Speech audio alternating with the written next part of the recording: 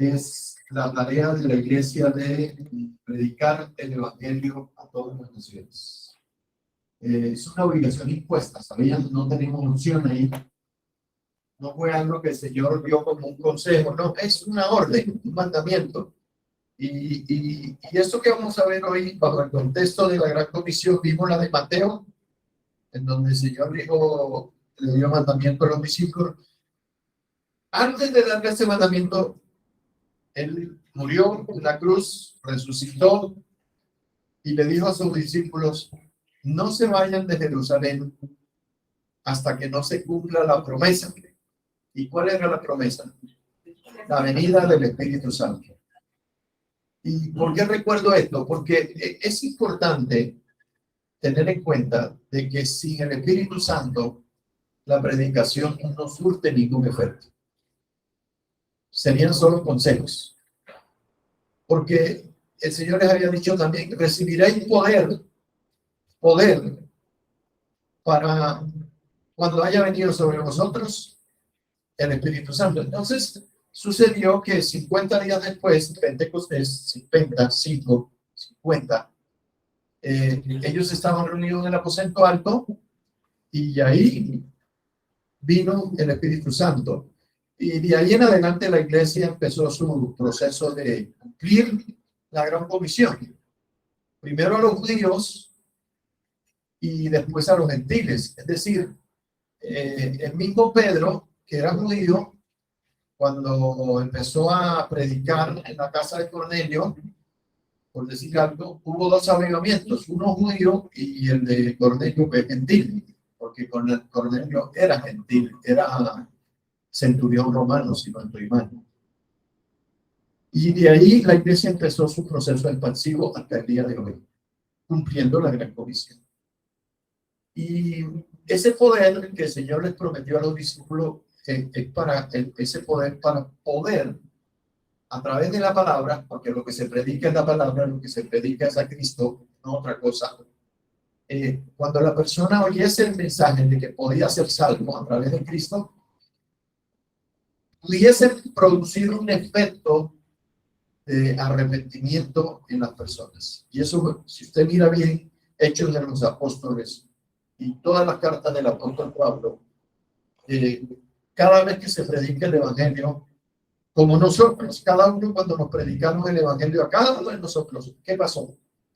En algún momento de la vida, por alguna circunstancia especial, al borde de la muerte, porque el Señor a veces tiene que hacer esas cosas para que le paremos bolas, un accidente, una pérdida, se perdió el trabajo, se perdió la mujer, se perdió el hijo, se perdió el empleo, y estamos desesperados, y ahí el Señor en su misericordia nos mandó una persona que nos dijo Evangelio, buena noticia, porque Evangelio significa la buena noticia del reino. Y ahí nos llegó la buena noticia, nos pasó a cada uno de nosotros, ¿no es cierto? La pregunta, si te pasó a ti y me pasó a mí, ¿qué le puede pasar también a otra persona en cualquier circunstancia cuando le predicamos el Evangelio? Que puede producir salvación en ellos. Entonces, por eso el deber de predicar el Evangelio, de estar pendientes de las personas. Como dice la Biblia, son nuevas cada mañana, cada día que Dios nos recuerda su palabra y el volvernos a él son nuevas cada mañana sus noticias. Sí. Siempre será, el Evangelio siempre será una buena noticia. Y es una buena noticia porque tiene dos connotaciones, una para acá y la otra para la eternidad. El Evangelio tiene eso, o sea, nos prepara para la eternidad, aunque todavía estemos aquí en la tierra. Es como un curso, estamos preparándonos en un curso, bueno, eso le llamamos santidad, en donde nosotros aquí acogemos al Señor en nuestro corazón, nos volvemos a Dios y Él nos acoge como sus hijos y empezamos a hacer este curso de santidad que nos prepara para la eternidad. El Señor es así. Así es el Evangelio. Ese es el poder del Evangelio. Y Pablo, ya lo recordamos en Romanos 1:16, dice el Señor, porque no me avergüenzo del Evangelio, porque es el poder de Dios. O sea, hay un poder inherente en el Evangelio. ¿Y cuál es el poder? Que tiene incluso la capacidad de resucitar muertos, de sanar enfermos en la gran comisión de Marcos está. Y estas señales seguirán a los que creen en mi nombre echarán fuera demonios, sanarán enfermos, si comieren cosas mortíferas no les sanarán, etcétera, etcétera. El poder del evangelio. Pero el mayor poder del evangelio lo centra en la salvación. En las palabras salvación en griego es soter. Por eso hay una doctrina de la salvación que es soteriología. Soter es la palabra salvación en griego. La gran comisión de Marcos, que es la que más me gusta, a mí me gusta mucho la de Marcos, porque define Marcos 16, del 15 al 16 en la parábola, porque voy a mirar hoy la parábola del sembrador, bajo el contexto de la gran comisión, y Marcos dice así, y por todo el mundo, ya lo encontraron, Marcos 16, 15, 16, dice, y por todo el mundo y predicar el evangelio a toda criatura. Es excluyente a toda criatura. El que creyere y fuere bautizado, ¿qué pasa? ¿Será qué? Más el que no creyere. O sea, este evangelio de Marcos es bastante como si fuera digo, cruel, ¿no? Define. El que creyere y fuere bautizado, primero cree, después se bautiza. ¿Y por qué es importante esta aclaración? Porque los que vienen de la tradición, por ejemplo, católico-romana, y llegan a la iglesia cristiana y dicen, no, ya yo me bauticé. Y hay problemas a veces con eso, para entender eso. La Biblia da un nórdico, el que creyere y fuere bautizado, primero cree y después es bautizado, no primero es bautizado y después cree. Aparte, pues que el bautismo se hace desde pequeño y ese bautismo es el bautismo que se practica en la iglesia católico-romana no está de acuerdo al orden bíblico. Porque un niño, dígame, ¿qué capacidad de creer tiene o de discernir que tiene que arrepentirse de algo, que tiene que convertirse al Señor? Entonces no tiene sentido. De pronto ese bautismo tiene más que ver es con hacerlo miembro de esa institución. Pero nada que ver con el arrepentimiento, nada que ver con la nueva vida, nada que ver con la salvación, no tiene nada que ver. Entonces, hago la aclaración porque, pues, de alguna manera, la mayoría de los que estamos acá, ese es el trasfondo que traemos y todavía hoy en día hay esa dificultad de pronto con los padres de uno que son de la vieja data y no entienden estas cosas. Claro, es que en el bautismo del católico, el padre asume la responsabilidad y eso es cosa fea, porque el Señor dice que el hambre que pecare es la morirá. No era Sí. el otro. Yo no puedo asumir la responsabilidad de otro, de acuerdo, estamos de acuerdo. Así que esa es la gran comisión de Marcos. ¿Perdón? A ver, si puedo, ¿no? El que crea sea bautizado será salvo. Están las dos condiciones. Dos condiciones Para ser. para ser salvo. Pero aquí dice, pero el que no crea será condenado. Sí, señor. ¿Qué significa esa palabra condenado? Tiene que ver con la condenación eterna. Juicio y condenación eterna, es decir, bueno, hablemos de los juicios, ¿no? Ahí dice, pero el que no Creyere. O sea, es como si primero fuese una condición de que crea y que también sea bautizado, pero después dice, pero que no crea fuera como la única condición certera para no ser condenado. Sí, dice, el que creyere y fuere bautizado. Entonces, yo te digo, mire, Jesucristo te ama, Jesucristo murió en la cruz por tus pecados, tú eres pecador. Demuestro por los Romanos 3:23 y 6:23 y dice el que la paga del pecado es muerte, y trato de darle a entender que lo único que nosotros necesitamos para irnos al infierno es saber hacerlo o no, porque nosotros llevamos dentro, cada criatura que nace como hijo de Adán, heredando espiritualmente hablando un pecado. ¿Y cuál es el pecado? La rebelión y el no querer saber de Dios. ¿Sí? Pretender. El pecado de Adán y Eva no fue que lo encontraron borracho en el huerto, porque, no sé, o que se acostó con la mujer del vecino porque solamente había dos. ¿No es cierto? ¿Cuál fue el pecado de Adán? Que heredamos nosotros. Se rebelaron contra Dios. Porque no fuimos diseñados para eso. Es un asunto de diseño. Entonces, ese es el pecado original. Eso está bien, el pecado original. Entonces, nacemos en estado de condenación. Y el Evangelio, la muerte en la cruz de Cristo, me posibilita a mí salir de ese estado espiritual de muerte y condenación para ser salvo. Por eso dice, y entonces ahí viene esta condición, creer. Esa es la primera, creer y bautizarse. Son dos condiciones, creer y bautizarse para ser salvo. Si yo no creo, de hecho tampoco me voy a bautizar. Si yo creo y Sí. no me bautizo, entonces... Aunque no tengo problema, porque aquí Porque hay es dos. que aquí es lo que yo entiendo. O sea, primero das esas dos condiciones y después dice, pero el que No creyendo. no sé como si eso fuera la Eh, ¿Para qué te? No entendí. No fuera mental. Ah, sí, claro, es fundamental. el bautizo no está determinando la palabra. Okay.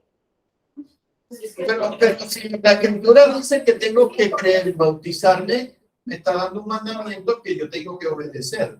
Si yo lo hago de una manera distinta, como lo dice la escritura, pues me estoy metiendo en problemas con el Señor, porque estoy tratando de decirle a Dios que se puede hacer de otra manera, y ese es el problema de nosotros muchos, de que Dios dice en su palabra una cosa y entonces yo digo, es que a mí me parece. Y yo, no es lo que a ti te parece, es lo que a Dios le parece.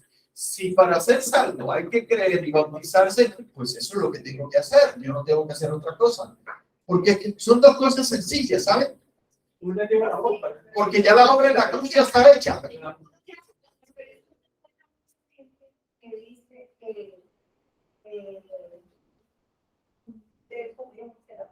hace la oración Sí, claro, la oración de fe.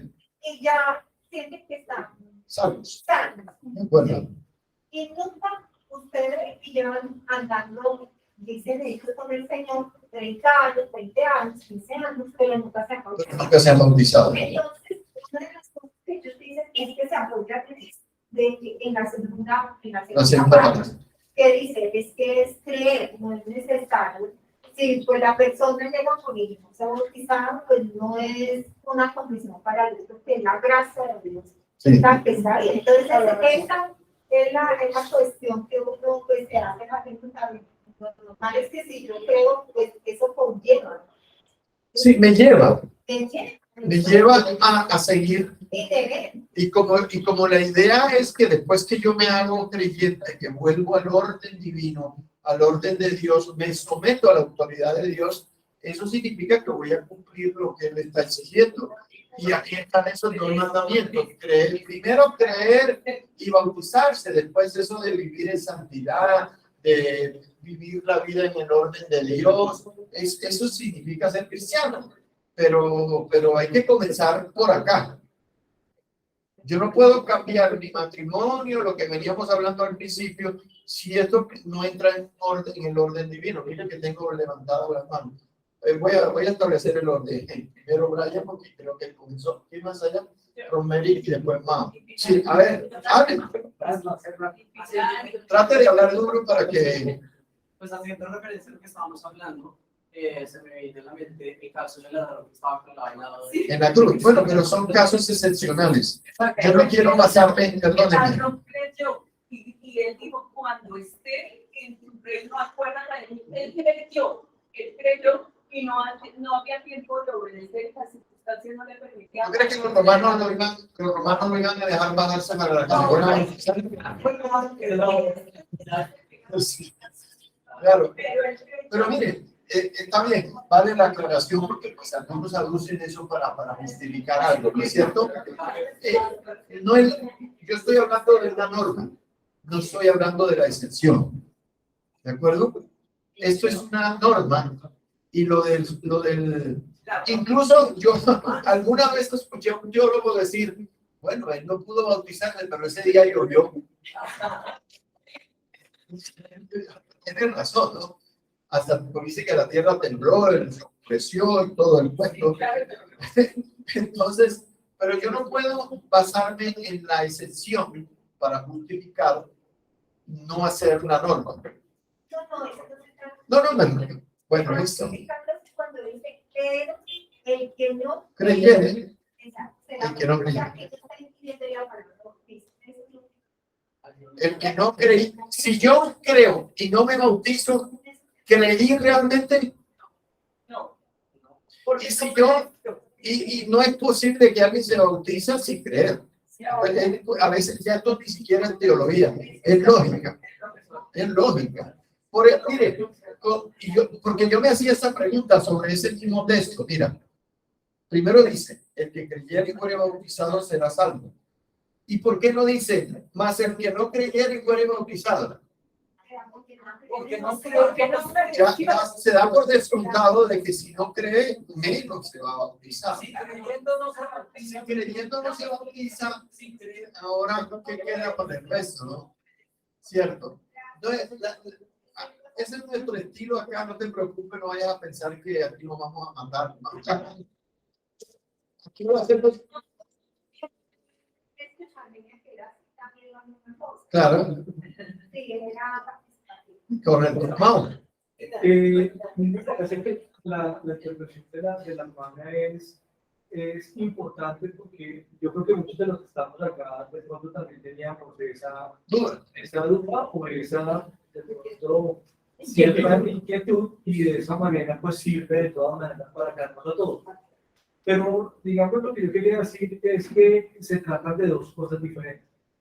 Para mí, la exigencia del Señor para ser salvos es creer y bautizarse.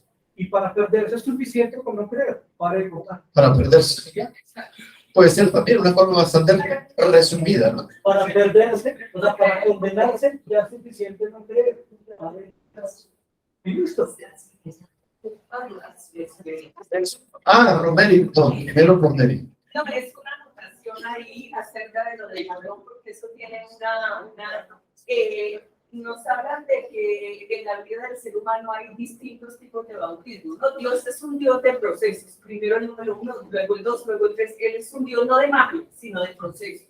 Él nos lleva a través de nuestra vida espiritual y material por procesos. Por eso hay que creer. Marcelo nos decía crecer. El que no crece en Cristo decrece. Entonces eso es lo que uno tiene que cuidar, estar creciendo permanentemente. Bueno, acerca del bautismo, el ladrón no fue bautizado de pronto al bajarse de la cruz y echarse el agua y que otro lo subiera y capela. No. Pero hay el bautismo del Espíritu Santo, que es el que recibió Pedro y los discípulos después de la oratoria de Pedro el día de Pentecostés.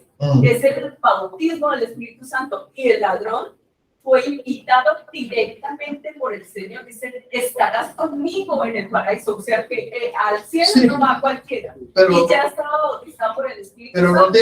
note algo. Es que en la cruz del Calvario no había un ladrón, había dos. Había dos, pero Y fíjense, a mí me gusta mucho un escrito que hizo Watman Nee o Nito Shane sobre este asunto de la cruz. Dice, en el Monte Calvario había 3 cruces.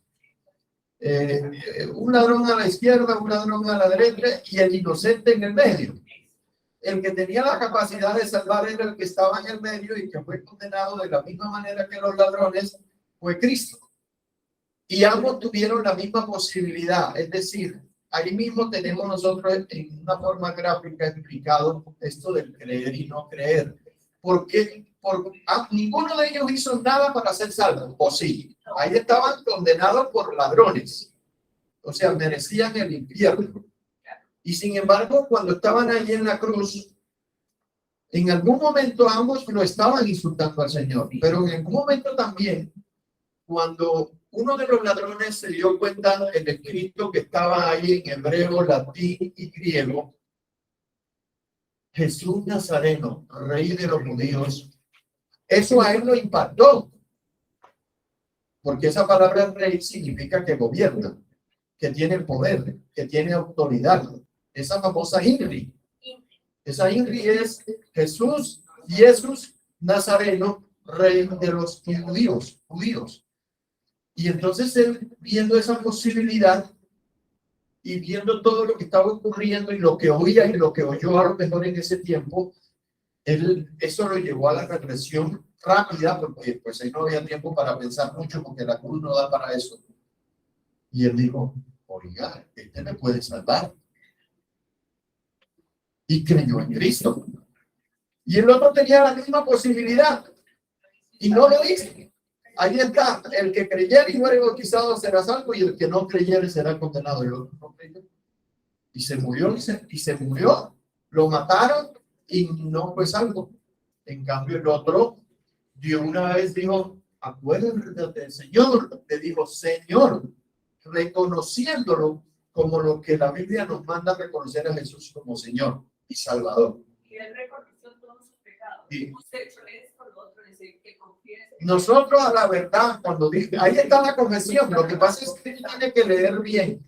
Ahí está la confesión de este hombre, el arrepentimiento de este hombre, porque ya después le decía al otro, nosotros a la verdad estamos aquí porque lo merecemos, pero o sea, lo declaró inocente para testimonio a todo el mundo y a lo largo de todos los siglos, de que Jesús siempre fue inocente, siempre lo será, y que Él es el Salvador.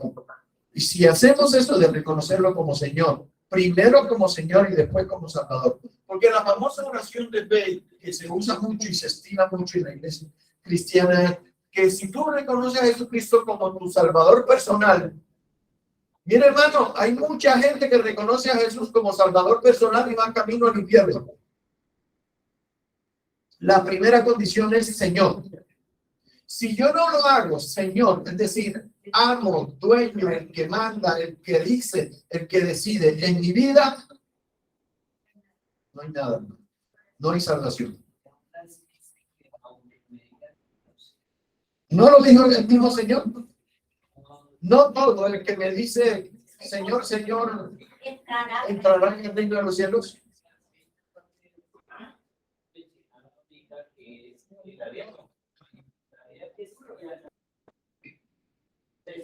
Eso es bueno. Y en realidad, en las escrituras, la buena obra que comenzó La van a terminar. esa buena obra Correcto. es lo que hace. Sí. Pero perdón, ya, inserto ahí. La mayor obra del Espíritu Santo primero es convencer de pecado. Amén. ¿Se acuerda que el Señor lo dijo? Él los convencerá de pecado y de justicia. Si nosotros no nos convencemos, te interrumpo otra vez, te dejo enseguida. Si nosotros no nos convencemos de que somos pecadores, que somos malos, que merecemos el infierno, chao.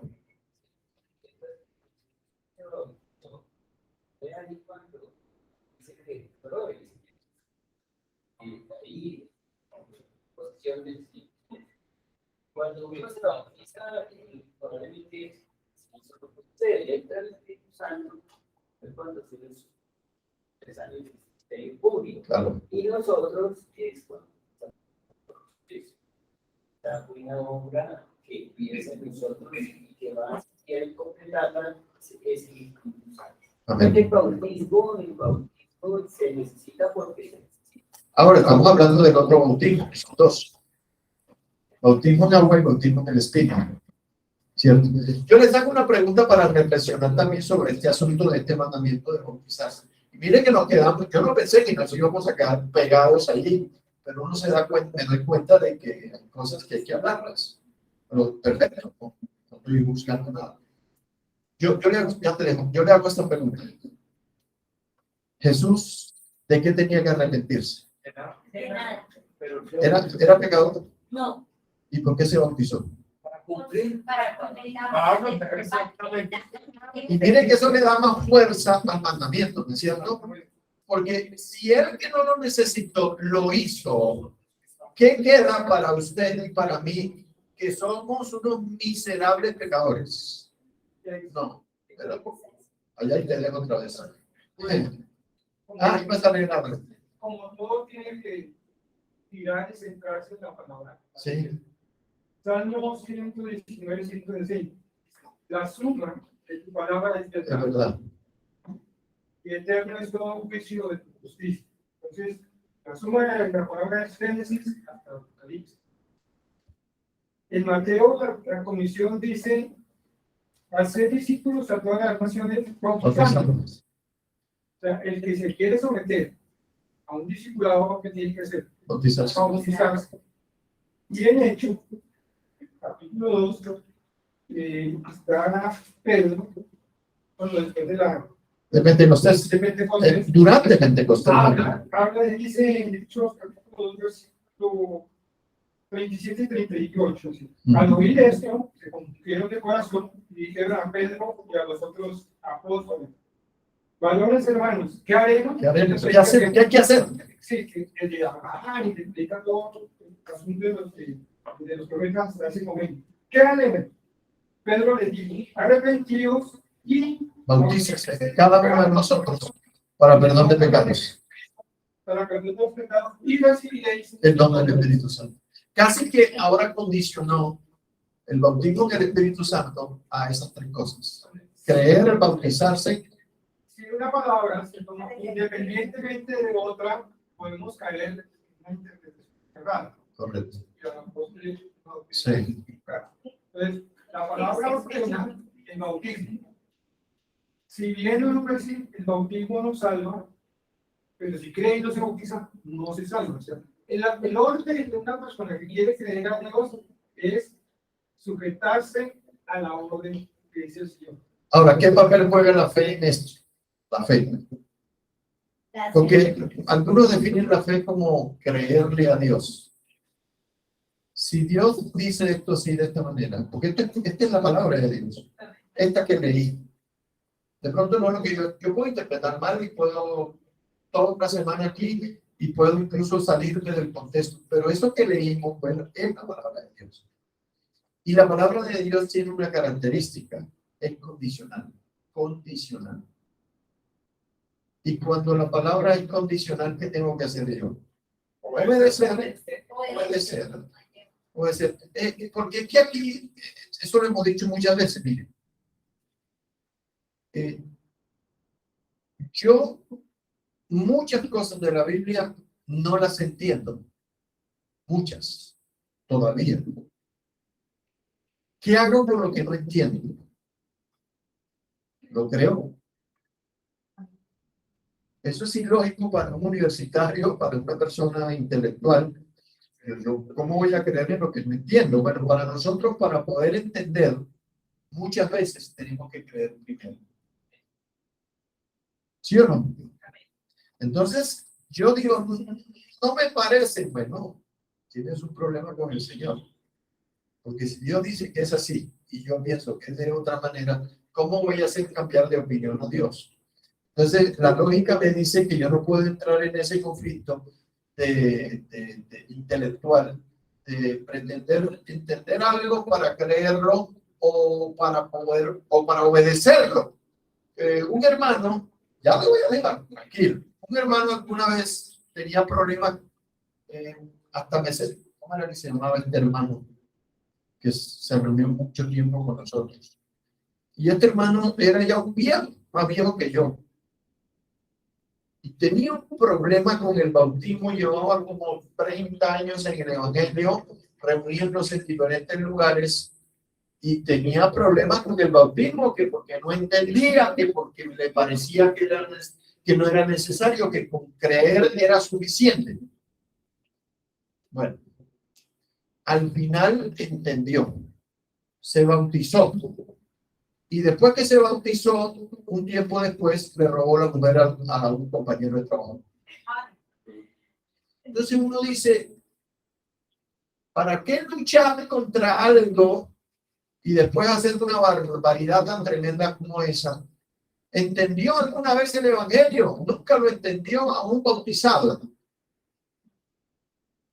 Porque la santidad es apartarse del mundo y del pecado para agradar a Dios, definiéndolo de una manera rápida. Entonces, aquí está la palabra del Señor dándonos una norma, dándonos una exigencia que a la hora de predicársela a otros tenemos que dársela de la misma manera. Si me convirtió a mí, si me cambió a mí, debo creer que también lo puede hacer con esa otra persona. Eso es algo muy sencillo, algo tiene que haber humildad también en nosotros. Y la fe de creerle a Dios de que si me cambió a mí, también puede cambiar al mundo entero, porque el Evangelio tiene esa capacidad. Te digo nuevamente. Romanos 10, lo que tú estás mencionando, dice que si confesares con tu boca que Jesús es el Señor, primero habla de confesar y recibirlo como Señor. Sí. Y Romanos 9, sino 10. Y creyeres en el corazón que Dios lo levantó de los muertos, será salvo. Este creer, como el mismo creer de Marcos, nosotros creeres, tiene que ver con sujeción o sometimiento a, en este caso sería el Señor Jesucristo. El creer natural, uno tiene ese elemento natural de creer, viene a ser el mismo del diablo. La escritura dice El diablo cree. El diablo cree, solo que hace algo que el hombre no hace. Tiembla. Ese no es natural de creer, pues tiene mucho. Si alguno la pregunta, ¿usted cree que el Señor Jesús o Jesús murió en la cruz para llegar? Dice, sí, yo creo. Ese es un creer de conocimiento, no de aceptación y sumisión a. No cambia vidas. No cambia vida. Este creer tiene que ver con sujeción o sometimiento a una autoridad que se llama. Eso significa que este término, cuando ya tú lo analizas más, creer, implica obedecer. El creer y el obedecer. Sí. Bueno, sí, espérate que tú ya hablaste en torno, ya te dejo otra vez. Sí. Gracias. Vamos. Te voy a pedir un favor, habla un poco porque como tiene la mascarilla, entonces. Ratificando que el hermano le dice que todo lo que uno opina y crea tiene que estar basado en la palabra. Básicamente lo que iba a decir lo dijo él, pero quiero hacer énfasis en dos cositas. Y la primera es en la persona de Jesús. El único que se atrevió a decir que es el limitador desde él, como Cristo fue Pablo, pero por ejemplo Pablo está en Cristo. Y el Señor Jesús se bautizó. Y me acuerdo también que lo que hacía Juan el Bautista, que era Bautízame. exacto, y el Señor Jesús nunca le dijo, ¿qué? Después de que yo vengo, deje de hacer esa vaina porque ya no es necesario. Sí. Igual no se quieren haciendo. Y me acuerdo uno que dijo que él pide que sea bautizado. El Etiopía. Y se bajó y también fue bautizado. Y rápidamente, esta palabra que me llama la atención, así como el Marcos dice, el que creyera y fue bautizado, acá en Mateo dice, y hacer discípulos a todas las naciones Bautizándolos. El verdadero creyente es un discípulo. Para el No es simpatizante, no es un fan, es un discípulo. Exactamente. Es correcto. Gracias.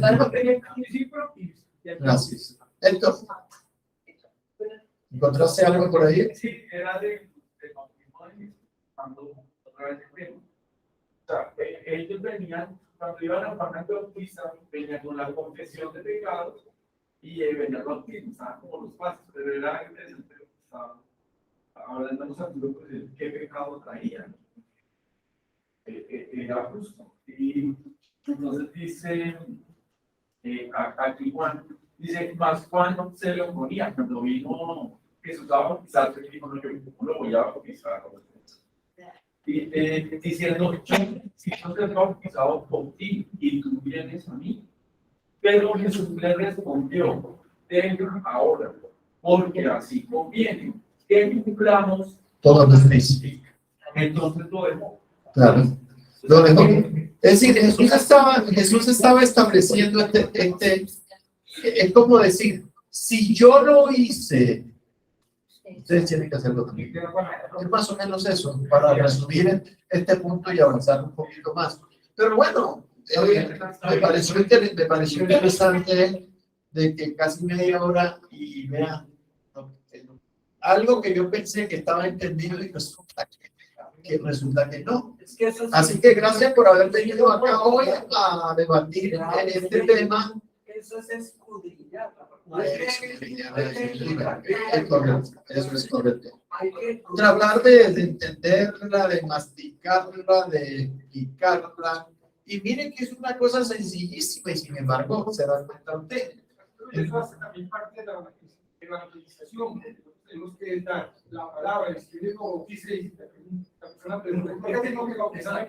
Así, porque a veces la respuesta es porque sí, pero es porque no tenemos una razón teológica, por decirlo de alguna manera, para explicarle a esa persona que entiende el bautismo de una manera de que hay una gran necesidad y hay un mandamiento impuesto por el Señor de que tenemos que arrepentirnos primero, bautizarnos después y después vivir una vida de santidad hasta que Él vuelva o hasta que resucitemos y vayamos a la gloria eterna. Esa es la idea del Señor. El bautismo también es una señal externa de mi arrepentimiento y mi conversión. Sí. Es una forma de decir, miren, yo ya no soy lo mismo que ahora, soy una nueva criatura. Y aquí en adelante voy a vivir como Él quiere, no como lo tenía antes. La forma de que todos se den cuenta como testimonio es el bautismo. Gracias, mi hermano. Pilar, y después la última para ellos. ¿Brian? Sí, Brian. Bueno. Además de esta paz, pues necesitamos permanecer en Jesús. El Señor también dice, muchos son llamados, no son escogidos. No todo que me llames, Señor, Él le da el reino de los cielos. debemos permanecer en sus palabras, obedeciendo sus mandamientos. Sí, es que el concepto que acaba de emitir mi hermana Pilar tiene que ver con esto, porque como hoy se maneja el concepto de la gracia, y es una gracia sin mandamientos, es una gracia, es libertinaje, no libertad, sino libertinaje. No, ya nosotros no estamos en la ley, sino que estamos en la gracia, y entonces esta gracia que interpretan a otros como licencia para pecar, seguir pecando, porque la vida no cambia, entonces son un mal testimonio dentro de la iglesia, y esos son los que el mundo siempre dice, como dice la Escritura, de que el nombre de Dios es blasfemado entre vosotros por sus testimonios.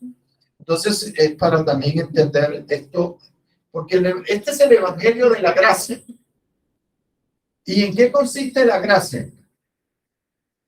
En que por la obra de Cristo en la cruz, yo soy salvo. Eso es la gracia. En una forma, en un reclamo. Y eso no de nosotros. Y eso, exacto, no es algo del don de Dios. Ese es el amor de Dios. Eso fue lo que Jesús nos demostró en la cruz cuando muere. De que ya cuando Jesús muere en la cruz, ya el hombre quedó sin excusa para no ser salvo. Ahí sí, olvídese. Es decir, en mi problema, si yo no me acojo a ese amor de Dios a través de Cristo muriendo en la cruz. Él dejó al hombre sin excusas, cualquiera que sea. No, pero es que nosotros no somos tan malos como se está diciendo hoy en día. El hombre no es tan malo, porque lo dejemos solo quietito y verá. Sí. Manuel de chiquitín ese, como digo yo, la bonita de carne esa con pelos, ojos y patas. Es una cosita de 2 años. ¿Saben cuál es la primera? Él no habla, pero está aprendiendo a hablar. ¿Y saben cuál fue la primera palabra que aprendió a decir? Y te lo repite como 50,000 veces en coro y en ópera y todo. Y ahí está reflejando la naturaleza rebelde del ser humano. Y le digo, di sí. No, nunca ha dicho sí. Entonces, uno se da cuenta de que nosotros somos malos por naturaleza. El asunto es que se den las condiciones para demostrar, y este mundo las tiene todas para demostrar qué tan malos somos. Alguien más por ahí me levantó la mano. Uy, y no he avanzado nada de la parábola del sembrador. Mi mujer primero. Ah, sí, claro. Eso quiere verificar que yo me bautice, que yo me des al Señor.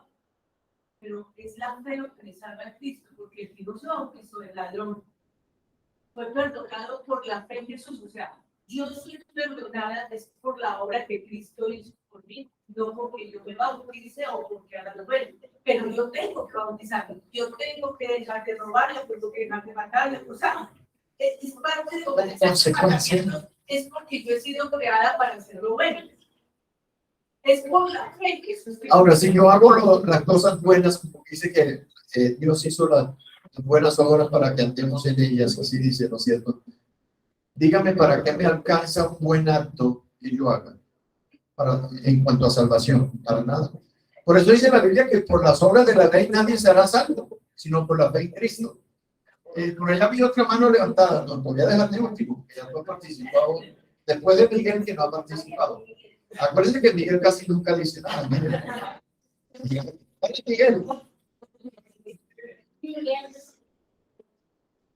¿Perdón? Sí.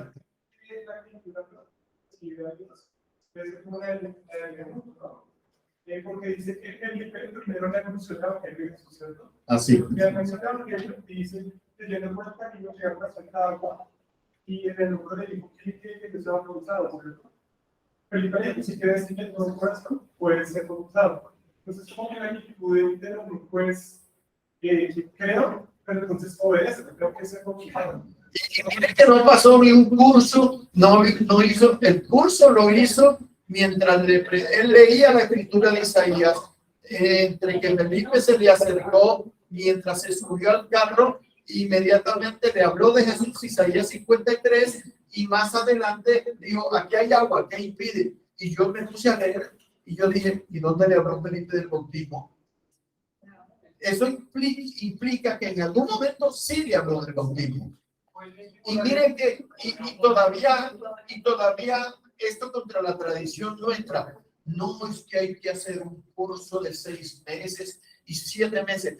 Revisen todo Hechos de los Apóstoles, revisen las cartas del apóstol Pablo, que eso era, inmediatamente creían. Acuérdense del carcelero de Filipos, acuérdense de este etíope, no pasó ni un día ni una hora cuando ya se estaban bautizando. Eso implica de que había una premura, de que la iglesia insistía mucho en cumplir este mandamiento. Entonces, el tema es bueno por esto. Ahora sí te dejo. Y es la última. Miguel. Cuando le preguntan, si creen en tu corazón, bien puedes. ¿Y qué dice el grupo? Creo que Jesucristo es el Hijo de Dios. Está haciendo el que creyera y está creyendo. Sí, a ver. Muy relacionado con esto, es más seguir la actitud que tenía de Etíope. Sí. Que es más por convicción que se bautiza, más algo que es por obligación lo que yo tengo que cumplir. Buenísimo. Porque si yo lo hago por presión, pues va a pasar lo mismo que la gente se bautiza y termina igual. Sí. O peor. O peor, es hacerlo por convicción de lo que yo voy a hacer. Muy bien. Buenísimo. Es decir, tiene que haber revelación, ¿no es cierto? Oiga, pero no me van a dejar, bueno, entonces. Es un sitio y vuelve porque es en esa parte que estamos hablando de obedecer y cuando tú iniciaste a hablar, estabas hablando de ciertos pecados que el mundo está diciendo, no, eso es normal. Sí. Nosotros lentamente nos estamos diciendo, sí, es normal, no tienen los compañeros que son personas gay o descubrir el jefe que es ladrón. Sí. Yo no está conviviendo con ellos, pero no hace parte todo el tiempo. Pero no hace parte de eso, no es diferente. Sí. Estaba hablando de eso, no está bien. Dicen de las palabras de Jesús, no pensé que he venido para abrogar una ley, para los profetas. No he venido para abrogar, sino para cumplir. Entonces, es esa parte de que va con la gracia todos los años. Vale, sí, con la gracia barata. Y es tan importante los pasos. Sí, señor. Pero no está cumpliendo cada paso. Otra vez. ¿Quién va en la última ronda? Pilar. Que además le nota urgencia. Una urgencia. Sí, señor. Sí, y saben, esa urgencia, cuando se oye el Evangelio, si tú la miras bien, tiene que ver con esto. Yo pregunto, ¿usted tiene alguna garantía de que mañana se va a levantar vivo? No. O que el carro, como en el tiempo que iba un carro, ¿no? En su Ferrari, de su momento. ¿Qué garantía tenía el etíope de que antes de llegar al agua no quedara muerto? Incluso escuchando la palabra de Dios. Ninguna. Ninguno de nosotros tiene ninguna garantía de aplazar algo que Dios exige como norma. No podemos. Eso se llama pecado de presunción. Entonces, esta gente tenía este elemento de la urgencia de cumplir la palabra del Señor. Además que ya sus corazones estaban abiertos. Usted nota el etíope. Él había, mira, esta era una cuestión internacional. El etíope había venido de otro país a Jerusalén como buen religioso. Y esto es importante que lo tengamos en cuenta porque el Evangelio aquí apunta a todos. Miren, el etíope, la mujer samaritana, ¿cómo es que se llama? Cornelio, eran muy buenos religiosos. ¿Y sabe cuál es el problema? No eran salvos. Por eso la religión no salva a nadie. Hay que salvar a Cristo. Cristo no es una religión. Cristo es una persona que se relaciona conmigo, que murió en la cruz, que es real, no es una cuestión mística, es una realidad. Y yo tengo que confrontarme con Cristo, con la santidad de Dios, como hablamos hace unos días, con la santidad de Cristo. Por eso es que es normal que Él exija santidad de nosotros, porque Él es santo, ser nosotros también santos, en toda vuestra manera de vivir. Miguel, otra vez.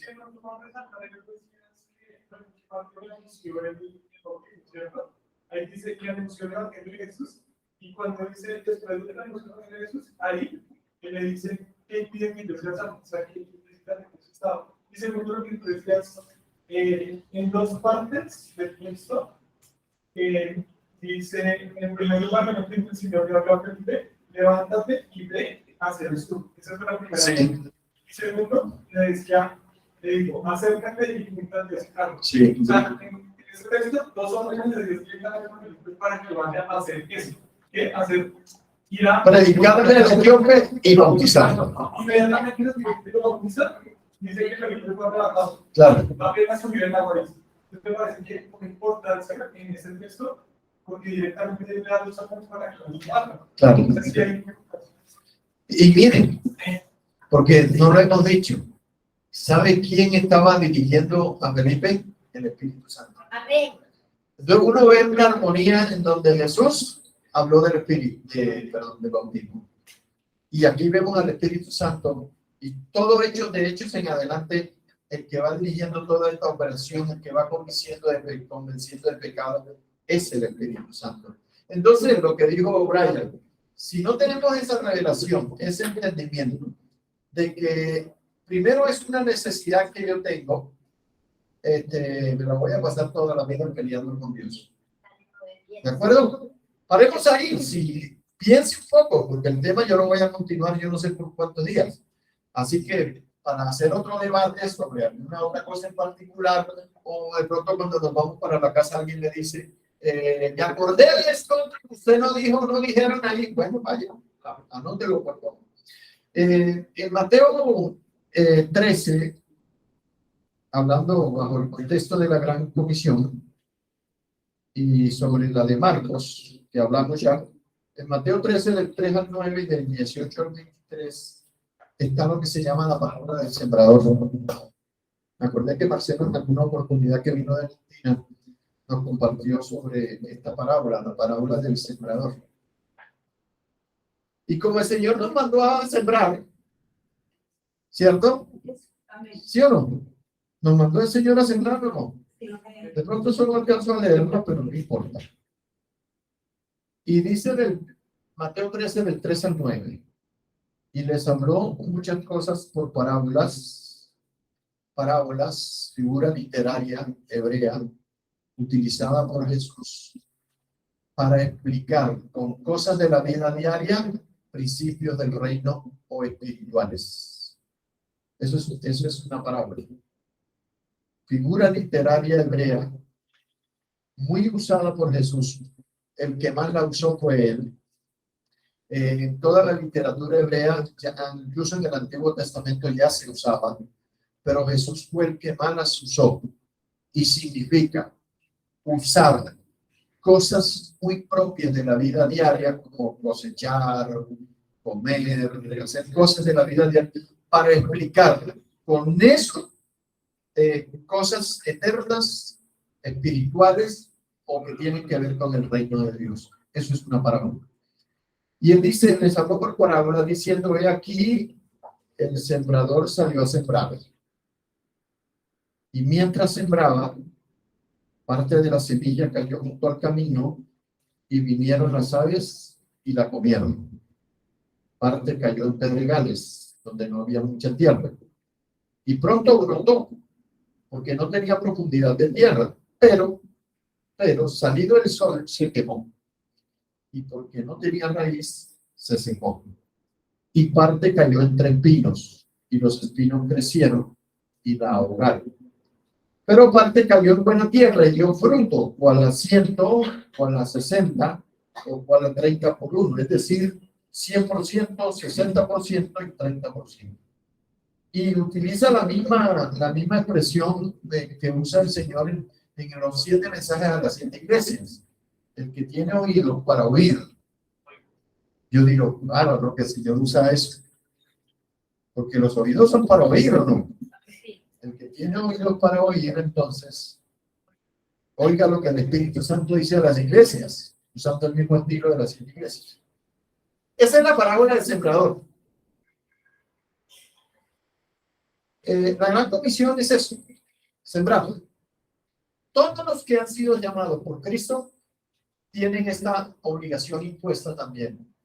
Sembrar. Es otra forma de decir predicar. Es otra forma de decir anunciar el evangelio. Es lo mismo. Sembrar y sembrar. Pero esta parábola tiene varios elementos. Primero, que hay 4 clases de tierra. 4 clases de tierra. La tierra que está junto al camino, ¿sí? La que está en pedregales, la que está entre espinos y la buena tierra. 4 clases. Lo voy a decir de una vez. La tierra es el corazón del hombre. La semilla es la palabra de Dios. Y la palabra de Dios, nosotros la resumimos en un nombre, Cristo. ¿Cierto? Cristo es la palabra. Es una persona viva, una persona real, ya sabemos toda su obra, lo que hizo para posibilitar la salvación del ser humano. Y dependiendo del estado del corazón, depende que la semilla fructifique. Ahora, la semilla. Hablemos de la semilla.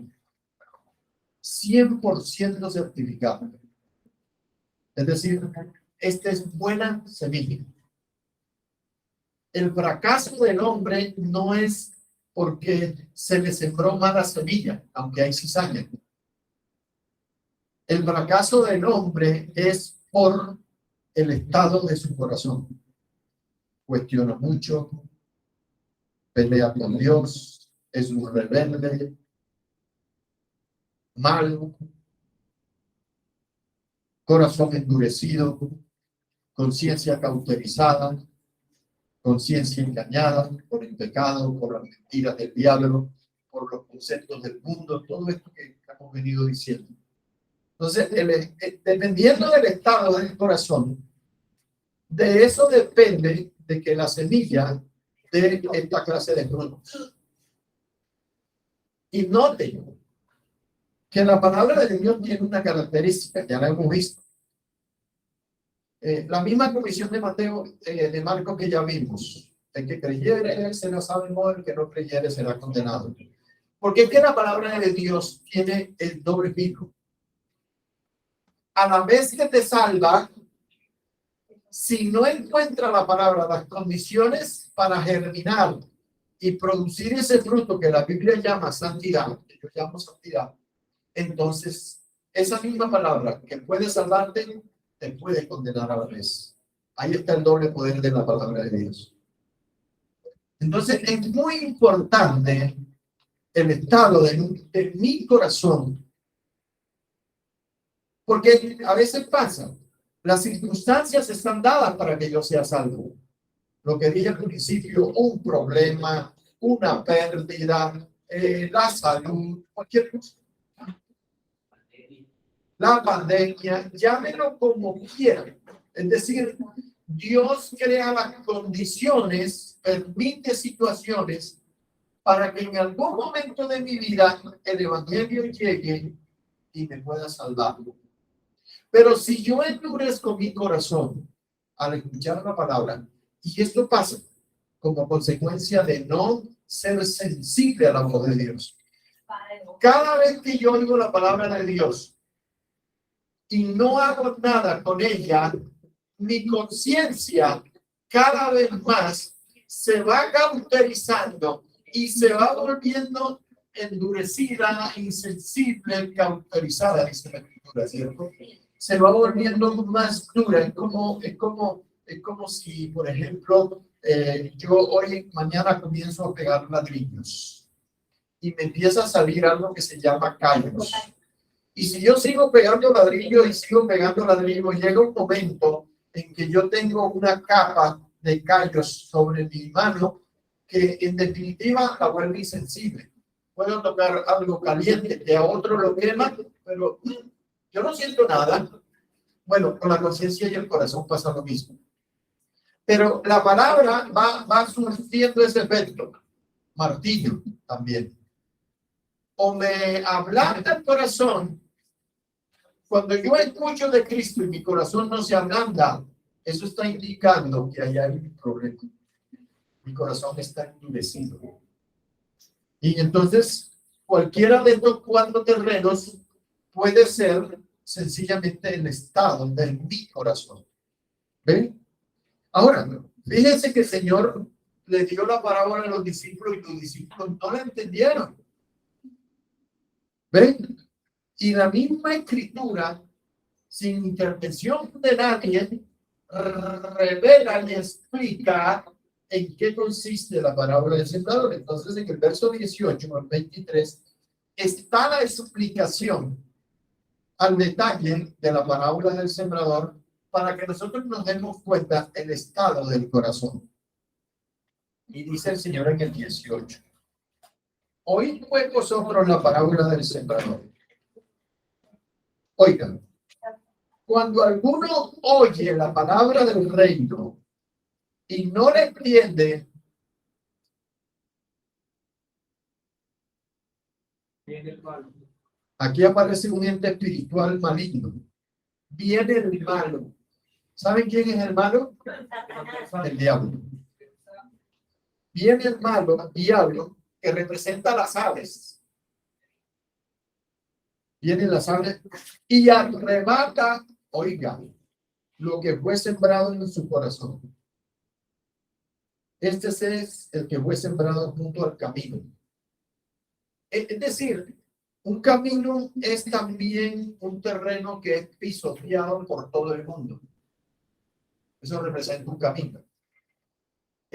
Cuando una persona camina mucho sobre un terreno, lo endurece. ¿Ustedes lo notan?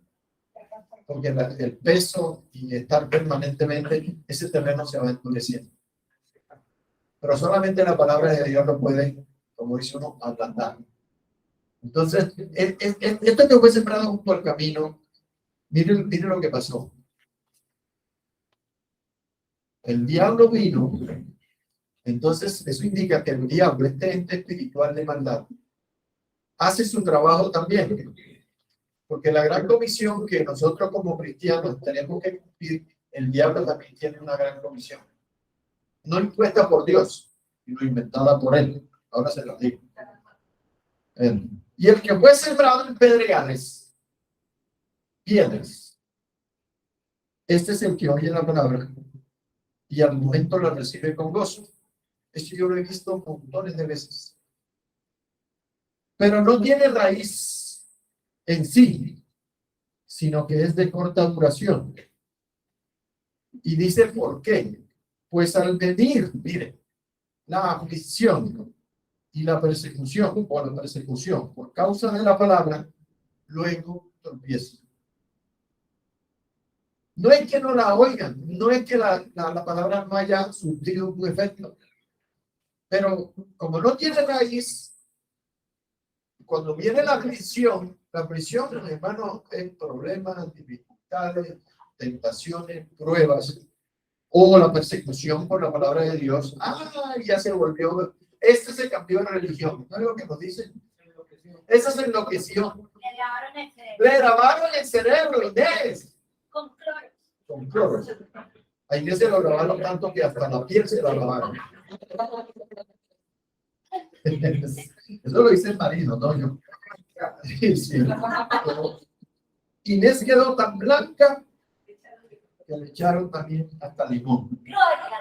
El que fue sembrado entre espinos, entonces ya vamos por la tercera, ya primero en caminos, segundo en pedregales, ahora vienen entre espinos.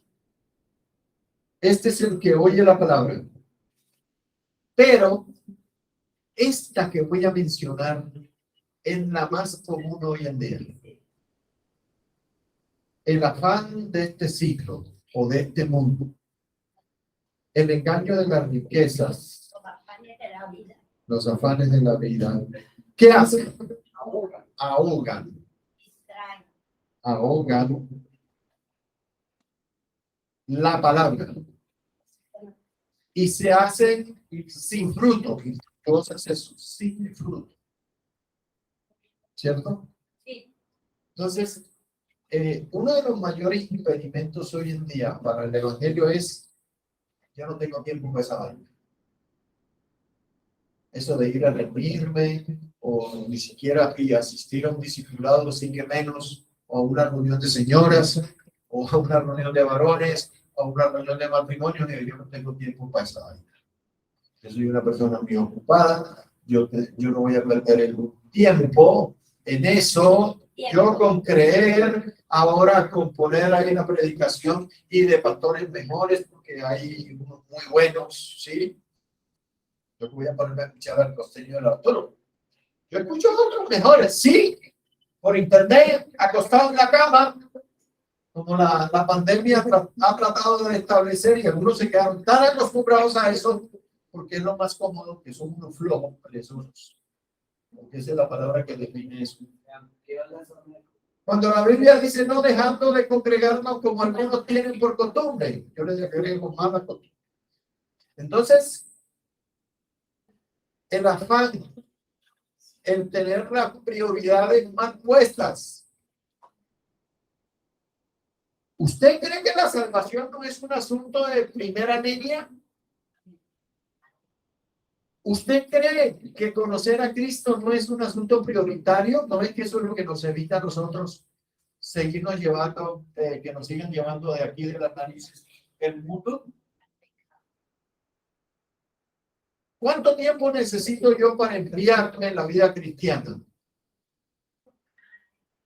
¿Meses, años? No, hermano, son pocos días. Ay, yo voy cuando quiero, yo voy cuando puedo.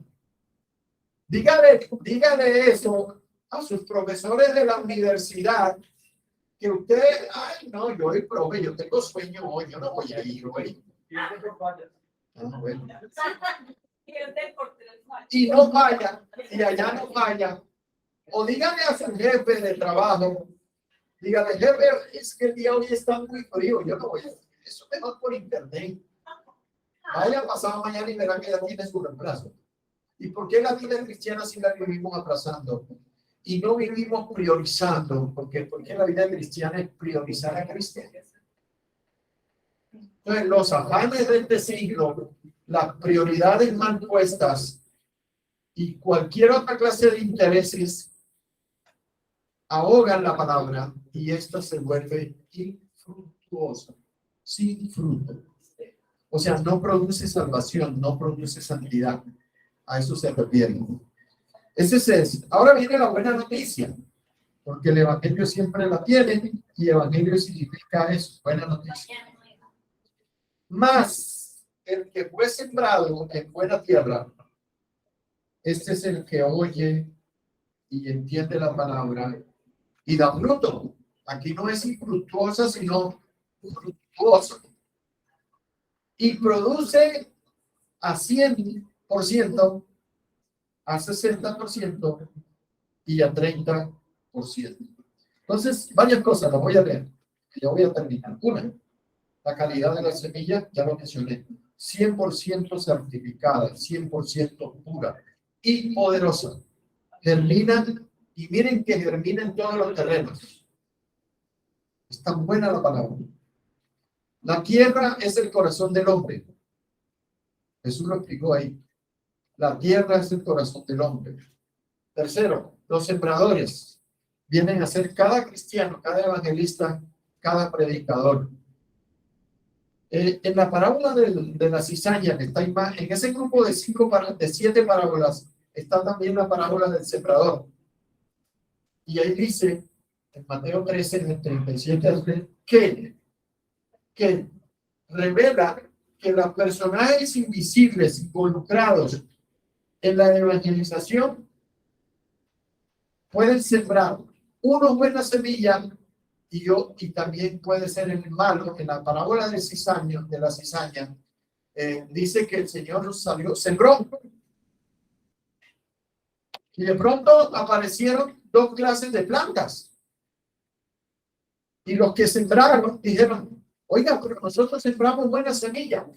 ¿Qué pasó? Y dijo el Señor, no, es que vino un enemigo y en medio del trigo sembró la cizaña. Y la cizaña es una planta que en un momento usted no sabe si es trigo o es cizaña. Y entonces tiene que esperar que se defina su naturaleza para entonces poder decidir qué hacer con la cizaña. Y los segadores le dijeron, los predicadores le dijeron, Señor, ¿quiere que la arranquemos? Y dijo, no. Más bien esperemos a la cosecha. Y en la cosecha, ustedes arrancan la cizaña y la echan, la amontonan para ser quemada. Y el trigo lo recogen en mi granero. Pero el Señor reveló algo muy importante. Dice que el que siembra la buena semilla es el Hijo del Hombre. Cristo, en teoría. Porque Cristo ya hizo su obra. Ahora nos dio la comisión a nosotros. O sea que en este caso, los evangelistas y los predicadores vienen a ser los que siembran la buena semilla. El campo es el mundo. El mundo. Los vecinos, los familiares que no creen. Y la cizaña son los hijos del diablo. Uy, los hijos del diablo. Ese es el malo. El enemigo que la sembró es el diablo. Y la siega es el fin del siglo. Y los segadores son los ángeles. Nosotros no entramos en la cuestión de cegar. Eso lo hacen los ángeles. Y ellos son los que, por orden de Dios, deciden quién es trigo y quién es cizaña. Y les determinan el destino eterno a cada uno, porque está hablando de las almas de los hombres. Es decir, que en toda predicación del evangelio están presentes Cristo para dar vida y salvación y Satanás para cumplir la gran comisión de él, como dijo Rogelio, que es robar, matar y destruir, porque Jesús dijo en Juan 10, que esto es la enseñanza del buen pastor, dijo, el ladrón no viene sino para hurtar y matar y destruir, pero yo he venido para que tengan vida y para que la tengan en abundancia. El diablo también siembra, pero siembra la mala semilla, la cizaña. Juan dice en 1 Juan 3:8, para esto apareció el Hijo de Dios, para deshacer las obras del diablo. Amén. La obra de la cruz hace esto. ¿Y cuáles son las obras del diablo? Todo lo que ha sido sembrado en nuestro corazón que no tenga nada que ver con la voluntad de Dios. Y eso se llama pecado, incluso. El propósito de la parábola ya lo dijo el Señor. Entonces, termino diciendo que el estado del corazón determina el porcentaje de germinación de la buena semilla. El estado de nuestro corazón. Aún siendo cristianos,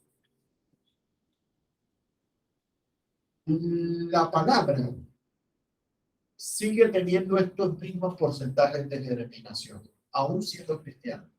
Porque hay personas que uno dice llevan 30 años, 20 años, 10 años en el Evangelio y son retrecheros, rebeldes, nada les gusta, nada los llena. Se dice que se perdió como el 75% siempre las necesidades. No, 75 no dice. Cuando Y una sola silla. Si fuera la verdad, Sí, también. También que para evitar ahí lo dice, es aquel hoy que la palabra Y la tiene. de la palabra y la obedece. Y la obedece. En eso se No te dejo. no quiero porque no la aprendió. que hoy dice la palabra hoy que la palabra de la palabra y obedece. Entonces, ese es lo que quiero. Y el enemigo está atento, ¿no es cierto? Y es una cosa, el enemigo no duerme. Usted sí duerme, diario, pero el enemigo no duerme. Él está pendiente qué es lo que usted está haciendo cada día.